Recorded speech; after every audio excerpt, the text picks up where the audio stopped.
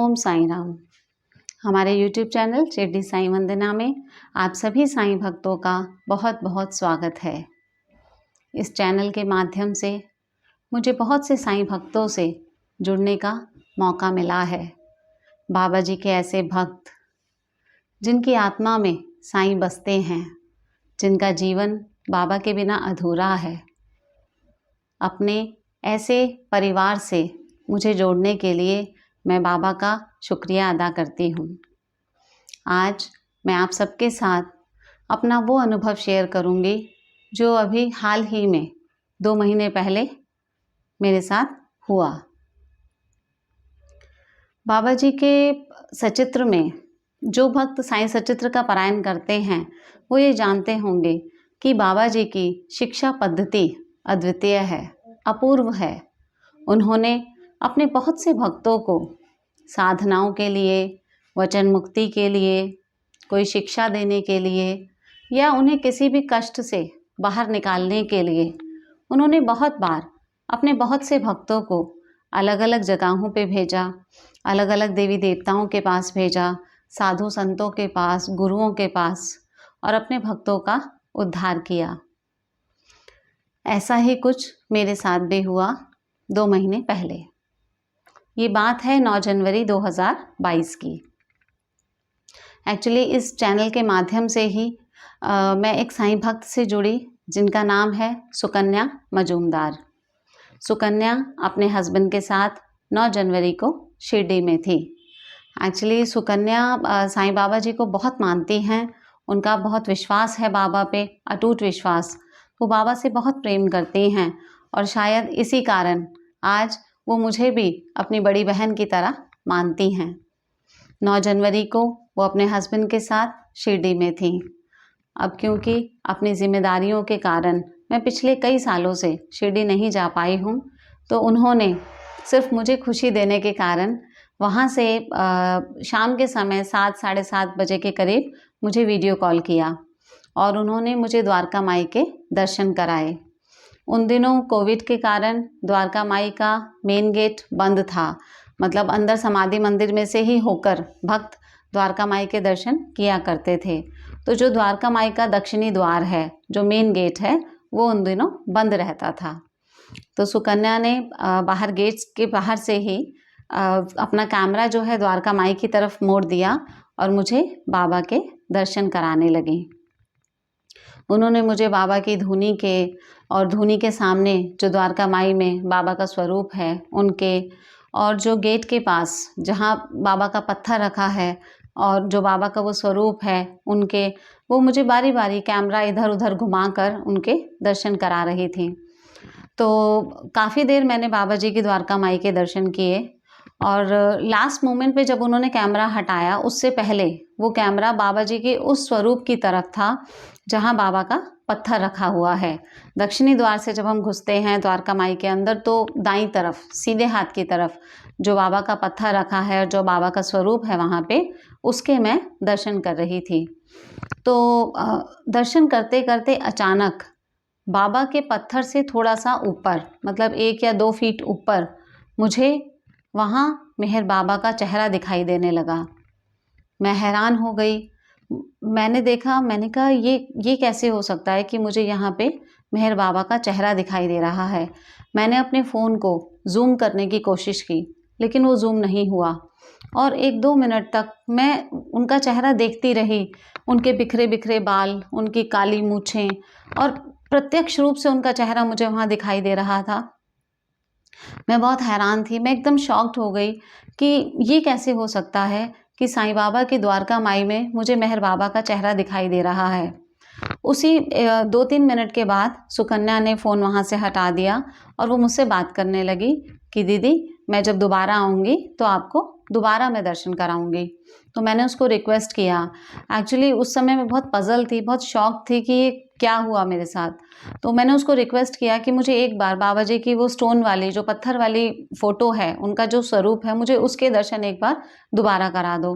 तो उन्होंने फिर से अपना कैमरा बाबा के उस स्वरूप की तरफ घुमा दिया और मुझे फिर से उसी जगह पे पत्थर से थोड़ा सा ऊपर मुझे फिर मेहर बाबा का चेहरा दिखाई देने लगा। और मैं बहुत हैरान थी, मतलब एकदम मेरे शरीर में रोमांच सा हो गया और मुझे समझ में नहीं आ रहा था कि ये कैसे हो पा रहा है। मैं नींद में नहीं थी, मैं पूरे अपने होश में थी और फिर भी मैंने दोबारा अपने फ़ोन को ज़ूम करने की कोशिश की, लेकिन वो ज़ूम नहीं हुआ और लगातार मैं उनका चेहरा वहाँ पे देखती रही और उसके बाद सुकन्या ने फ़ोन कट कर दिया। मैं मतलब बहुत हैरानी में थी। मैंने ये बात उस समय किसी से डिस्कस नहीं की क्योंकि मैं खुद ही उस चीज़ को एक्सेप्ट नहीं कर पा रही थी कि ये कैसे हो सकता है। बाबा की द्वारका माई में बाबा के स्वरूप के सामने मेहर बाबा का चेहरा मुझे कैसे दिखाई दे सकता है। मैं बाबा जी से इस बारे में बात कर रही थी कि बाबा ये क्या हुआ? आपकी द्वारका माई में मुझे मेहर बाबा का चेहरा क्यों दिखाई दिया? और मैं अपने मन ही मन इसको सोच रही थी। एक्चुअली इस घटना से पहले मतलब एक्चुअली मुझे जब कैंसर हो गया था तो मेरा कैंसर का ट्रीटमेंट चल रहा था और 2 या 3 फरवरी को 2020 में 31 जनवरी को मेरी लास्ट 4th कीमो हुई और उसके बाद 2 या 3 फरवरी की ये बात है कि मैंने सपने में मेहर बाबा को देखा था। लेकिन उस समय मेरी हालत इतनी ख़राब थी, मैं बहुत बीमार थी और उस समय मतलब मैंने मेहर बाबा का सपना देखा और मैंने देखा कि हमारे घर की लॉबी में मेहर बाबा एक पुरानी सी लकड़ी की चेयर के ऊपर बैठे हुए हैं और मेरे हस्बैंड उनके पास खड़े हैं। तो मेहर बाबा ने अपने गले में उस समय रत्नों की एक बहुत बड़ी सी माला पहनी हुई थी, जो मूंगा है, पुखराज, नीलम, इस तरह के जो पत्थर होते हैं, जो रत्न होते हैं, उनकी माला। तो मेरे हस्बैंड उनके पास खड़े थे और थोड़ी देर के बाद मेरे हस्बैंड अपने घुटनों के बल उनके पास बैठ गए। तो बाबा ने अपने गले से वो माला उतार के मेरे हस्बैंड को पहना दी और ये देखकर मेरी नींद खुल गई। लेकिन उस समय एक तो मैं बहुत ज़्यादा बीमार चल रही थी, मेरी हालत बहुत ख़राब थी और क्योंकि ये एक सपना था तो इसे एक सपना समझ के मैं भूल गई। लेकिन अब 9 जनवरी को जब मैंने साक्षात अपनी जागती आँखों से द्वारका माई में मेहर बाबा का चेहरा देखा तो मैं बहुत हैरान हो गई, बहुत बेचैन हो गई कि ये क्यों हुआ, ये क्या हुआ? तो मैं बाबा से इसके लिए प्रार्थना कर रही थी कि बाबा ऐसा क्यों हुआ, मुझे प्लीज़ बताओ। तो उसी रात 9 जनवरी की रात को जब मैं सोई, मतलब सुबह 10 जनवरी को जब मेरी नींद खुली तब मेरा सपना टूटा और मैंने उस सपने में देखा कि मेहर बाबा का जो दिल्ली में सेंटर है, ये तुगलकाबाद एक्सटेंशन में पड़ता है, वहाँ जो उनका सेंटर है, उनकी जो बिल्डिंग है, हालांकि मैं आज तक कभी वहाँ नहीं गई, लेकिन फिर भी मैंने सपने में उस बिल्डिंग को देखा और मैं उस बिल्डिंग के बाहर खड़ी हूँ और उस बिल्डिंग को फूलों से सजाया हुआ है, बहुत अच्छी डेकोरेशन बिल्डिंग की हुई है। तो मैं वहाँ बोल रही हूँ कि आज आज यहाँ पे क्या है, ये बिल्डिंग इतनी सजाई क्यों है, इतना अच्छा डेकोरेशन यहाँ क्यों किया हुआ है? तो वहीं पे मेरे कज़न ब्रदर थे, मेरी बुआ जी के बेटे, वो वहाँ पे खड़े हैं। तो वो मुझे ये कहने लगे कि आज बाबा का जन्मदिन है। तो मैंने उनसे पूछा, मैंने कहा भाई आज कौन सी डेट है? तो उन्होंने मुझे बताया कि आज 25 फरवरी है। तो मैंने उनसे कहा अच्छा आज 25 फरवरी है, आज बाबा का जन्मदिन है। तो इतने में मैंने देखा कि जो लोग भी मेरे आसपास थे वो सब नहीं हैं, मतलब गायब हो गए उस सपने में से और मैं उस बिल्डिंग में घूम रही हूँ और बर्थडे बॉय को ढूंढ रही हूँ। तो मैं बोल रही हूँ कि अच्छा अगर आज बाबा का जन्मदिन है तो फिर बर्थडे बॉय कहाँ है, बर्थडे बॉय कहाँ है? और यही करते करते मैं उस बिल्डिंग में घूम रही हूँ और बर्थडे बॉय को ढूंढ रही हूँ। उन्हें ढूंढते ढूंढते मेरी नींद खुल गई। मैं और हैरान थी कि ये क्या हो रहा है मेरे साथ। मैं जहाँ मैं कभी नहीं गई, मन में भी मैंने ऐसा कुछ नहीं सोचा, उनके साक्षात दर्शन, मुझे द्वारका माई में होना, सपने में उनके दिल्ली सेंटर की बिल्डिंग को देखना और फिर उन्हें ढूंढना, ये सब एक साथ हुआ। तो मैं बहुत हैरान थी, बहुत परेशान भी थी कि मतलब बेचैन थी कि ये क्यों हुआ। तो 10 जनवरी से लेके 22 जनवरी तक मैं रोज़ बाबा जी से ये प्रार्थना करती थी कि बाबा आपकी द्वारका माई में मेहर बाबा का दिखना, इसके पीछे कोई वजह है, कोई कारण है, तो प्लीज़ आप मुझे बताइए कि ऐसा क्यों हुआ। मैं रोज़ बाबा से ये बात करती थी। उसी तरह 22 जनवरी को रात को सोने से पहले मैंने फिर बाबा से बात की। मैंने बाबा से कहा मैंने कहा बाबा जी मैं हर मंदिर जाती हूँ, हर गुरुद्वारे मस्जिद मैं सब जगह जाती हूँ, हर गुरु के आश्रम में जाती हूँ और मैं हर जगह उतनी ही श्रद्धा से सर झुकाती हूँ जितना कि मैं आपको सम्मान देती हूँ, क्योंकि मुझे हर जगह, हर भगवान में, हर गुरु में मुझे आप ही दिखाई देते हो। और मेहर बाबा का भी मैं उतना ही सम्मान करती हूँ, लेकिन आपकी द्वारका माई में उनका दिखाई देना ये मुझे समझ में नहीं आया बाबा कि ऐसा क्यों हुआ। प्लीज़ मेरी मदद करो बाबा जी और मुझे बताओ कि ये क्यों हुआ और ये क्या था। तो उसी रात 22 जनवरी की रात को, मतलब 23 जनवरी की सुबह 4:30 बजे के आसपास मैंने सपना देखा और मैंने देखा साईं बाबा जी की एक गाड़ी है, एक ऐसी गाड़ी जैसे जो साइकिल वाला ठेला होता है, उस ठेले पे लोग पीछे की तरफ तो बाबा जी की फ़ोटो लगा देते हैं और आगे से वो साइकिल की तरह उस ठेले को चलाते हैं। तो इस तरह की मतलब बाबा जी की फ़ोटोज़ लगी हुई और एक बाबा की गाड़ी थी जो कि मुझसे काफ़ी दूरी पर थी। तो मैंने वो गाड़ी दूर से देखी और मैं अपने आप से ही बात कर रही थी कि अरे ये तो बाबा की गाड़ी है, मैं जाके फटाफट दर्शन कर लेती हूँ, यहाँ पे बहुत सारे लोग हैं, फिर ये सब दर्शन के लिए जाएंगे तो वहाँ भीड़ लग जाएगी, तो मैं सबसे पहले जाके दर्शन कर लेती हूँ। तो मैं अपने मन में इस बात को सोच के और मैं जल्दी जल्दी बाबा की गाड़ी की तरफ दौड़ दौड़ के चली गई। मैंने देखा कि वो जो गाड़ी थी वो खुद साईं बाबा चला रहे थे। तो मैं बाबा के पास गई, मैंने बाबा को हाथ जोड़ा, सर झुकाया और बाबा को प्रणाम किया। तो बाबा ने अपनी झोली में हाथ डाला और झोली में से कुछ सिक्के निकाल कर मेरे हाथ में दे दिए।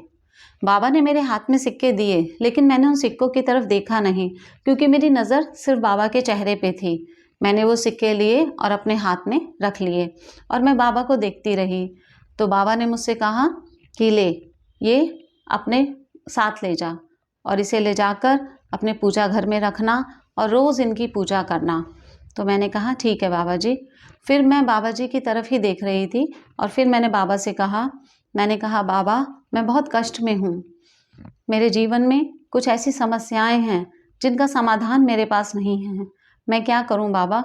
तो मैं बाबा की तरफ देख रही थी। बाबा ने फिर अपनी झोली में हाथ डाला और उसमें से फिर बहुत सारे सिक्के निकाले और मेरे हाथ में दे दिए। मैंने फिर भी उन सिक्कों की तरफ नहीं देखा, मैं बाबा को ही देखती रही। उनसे मैंने वो सिक्के लिए, अपने हाथ में रख लिए और मैं बाबा को ही देखती रही। फिर बाबा ने मुझसे कहा कि इन्हें भी अपने घर ले जा और इन्हें भी अपने पूजा घर में रखना और इनकी भी रोज़ पूजा करना। और हाँ, एक बात याद रखना कि अगले महीने जाके उनका भी आशीर्वाद ले लेना। बाबा ने जब ये शब्द कहे तो जैसे मैं अपने मन में समझ गई कि बाबा मेहर बाबा के बारे में बात कर रहे हैं।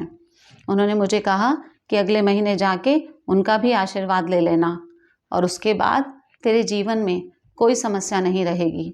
तो मैं बहुत हैरानी से बाबा से पूछने लगी, मैंने कहा बाबा कोई समस्या नहीं रहेगी? तो बाबा बोले कि हाँ, इसके बाद तेरे जीवन में कोई समस्या नहीं आएगी। तो मैंने बाबा से पूछा बाबा जीवन भर?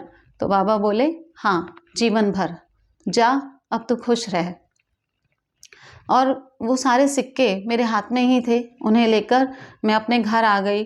घर आके जब मैंने वो सिक्के देखे तो वो मतलब नॉर्मल सिक्के नहीं थे, हर सिक्का एक पेपर में रैप हुआ था और उस पेपर के ऊपर हल्दी और कुमकुम का टीका लगा हुआ था और ऐसे बहुत सारे पेपर बन गए वो, जिनके अंदर सिक्के थे और मैं उन सिक्कों को अपने मंदिर में रख रही हूँ, संभाल रही हूँ, लेकिन वो इतने सारे हो गए कि वो मेरे मंदिर में एडजस्ट ही नहीं हो पा रहे थे और मैं उनको एडजस्ट कर रही थी, नीचे ऊपर दबा के उनको किसी तरह अपने मंदिर में रखने की कोशिश कर रही थी और वो एडजस्टमेंट करते करते ही मेरी नींद खुल गई। जब मेरी नींद खुली तो मैं बहुत खुश थी। क्यों? क्योंकि एक तो बाबा ने मुझे दर्शन दिए, मुझे अपना आशीर्वाद दिया और जो इतने दिनों से मेरे मन में बेचैनी थी, उस बेचैनी को दूर कर दिया और मुझे बता दिया कि मुझे मेहर बाबा क्यों दिखाई दिए और बाबा मुझे उनके पास उनका आशीर्वाद लेने के लिए भेजना चाहते हैं। अब बाबा का आदेश मेरे लिए सर्वोपरि है, हर भक्त के लिए उनके गुरु का आदेश सर्वोपरि होता है। तो ये बात 23 जनवरी की थी। 5 फरवरी को मैं मेहर बाबा के दिल्ली सेंटर गई और उनको प्रणाम किया और उनका आशीर्वाद उनसे मांगा। उसके बाद 25 फरवरी को जब मेहर बाबा का जन्मदिन था, मैं दोबारा बाबा के दिल्ली सेंटर गई और वहाँ बर्थडे बॉय से मिल के आई। साईं बाबा जी हमेशा अपने भक्तों का भला चाहते हैं और किसी भी प्रकार हो वो अपने भक्तों के सारे कष्ट दूर कर देते हैं। बाबा ने मुझे ये रास्ता दिखाया, इसके पीछे भी कोई बहुत बड़ी वजह होगी। तभी बाबा ने उनकी द्वारका माई में मुझे मेहर बाबा के दर्शन हुए। मैं उनके सेंटर गई और बाबा से प्रार्थना करती हूँ कि अब जब भी मुझे शिरडी आने का मौका मिले तो मैं मेहर बाबा की समाधि पे भी ज़रूर जाऊँ। मेहर बाबा कौन थे, उनका साईं बाबा के साथ क्या रिश्ता था, इससे संबंधित मैंने एक वीडियो अपने चैनल पे लोड किया था 8 अप्रैल 2021 को। तो मैं आप सभी से ये प्रार्थना करती हूँ कि एक बार आप वो वीडियो ज़रूर देखें और जानें कि साईं बाबा और मेहर बाबा एक दूसरे से कैसे जुड़े हुए हैं। मेहर बाबा को कलयुग का अवतार माना जाता है और उनकी समाधि मेहराबाद अहमदनगर में स्थित है। मेहर बाबा ने 31 जनवरी 1969 में समाधि ली थी और आज लाखों करोड़ों भक्त वर्ल्ड वाइड मेहर प्रेमी हैं, बाबा को मानते हैं और मेहर बाबा खुद साईं बाबा को अपना गुरु मानते थे। और बाबा जी ने जब पहली बार मेहर बाबा को देखा तो उन्होंने उन्हें परवरदिगार कहकर पुकारा था और मेहर बाबा साईं बाबा जी को अपने परफेक्ट मास्टर्स में से एक मानते हैं। इसलिए आप सभी से मेरी ये प्रार्थना है कि जब भी आपको शिरडी जाने का मौका मिले तो आप मेहराबाद भी ज़रूर जाएं और वहाँ जाकर मेहर बाबा का आशीर्वाद ज़रूर लें। अगर आपको कोई भी बाबा जी का या मेहर बाबा का कोई एक्सपीरियंस हुआ है तो प्लीज़ उसे हमारे साथ शेयर कीजिए ताकि हम आपका अनुभव भी अन्य भक्तों तक पहुंचा पाएं। ओम साईं राम।